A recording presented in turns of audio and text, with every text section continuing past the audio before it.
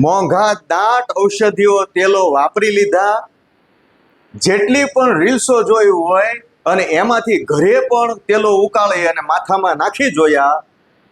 નવા વાળ ઉગવાની વાત તો દૂર છે, પણ જે વાળ ખરી રહ્યા છે એ પણ હજી સુધી અટક્યા નથી.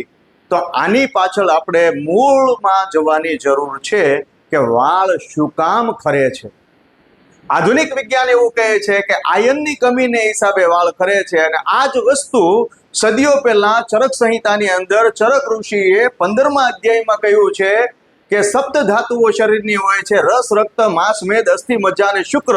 અને એમાંથી જે અસ્થિ અને મજ્જા જે ધાતુ છે, શરીરનો અગ્નિ મંદ પડે એ વખતે અસ્થિને અને મજ્જાને પોષણ પૂરું ન મળે, અને અસ્થિનો જે મલ છે એ મલમાંથી વાળ છે એ ઉગે છે, અથવા તો એ મલ છે એ અસ્થિનો મલ છે એ વાળને પોષણ પૂરું પાડે છે.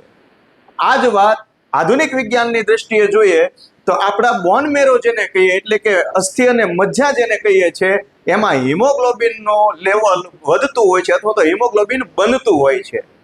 ત્યારે એ જ વસ્તુ આધુનિક વિજ્ઞાન અને જે આયુર્વિજ્ઞાન છે એ બંને ત્યાં સામ્ય થાય છે.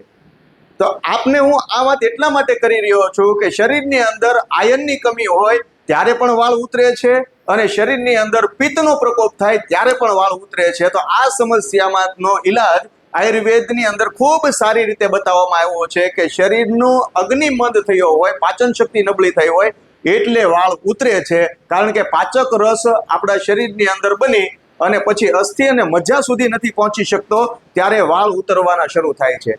જેમનું પણ હિમોગ્લોબિનનું લેવલ બહુ સારું હશે ને, એને વાળ ખરવાની સમસ્યા ખૂબ નહિવત હશે કે ખૂબ ઓછી હશે. આ વાત આપ ખાસ કરીને નોંધી લેજો.